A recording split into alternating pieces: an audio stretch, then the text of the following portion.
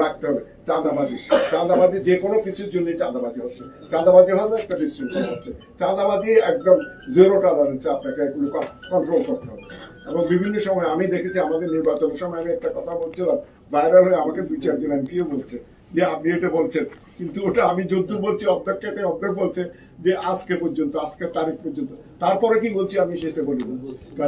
কাজে চাঁদাবাজি সবাই ওটা হয়তো আমার মঙ্গলের জন্য করছে কিনা জানি না, কিন্তু এটার জন্য সবাই কনসিয়াস হচ্ছে, সবাই বলছে না ঠিক বলছে না, এটার জন্য আমরা সজাগ হচ্ছি। চাঁদাবাজিতে জিরো টলারেন্স এবং দলকে সম্পৃক্ত করে যদি করে ওগুলো তো আরো মারাত্মক বুঝছেন। আমি কোনো প্রকারে এগুলো সহ্য করবো না, আমার দলের হোক যে হোক চাঁদাবাজি করে আর বিভিন্ন সময়। তাদের কাজে এটাতে আপনার খুব সজাগ থাকতে হবে।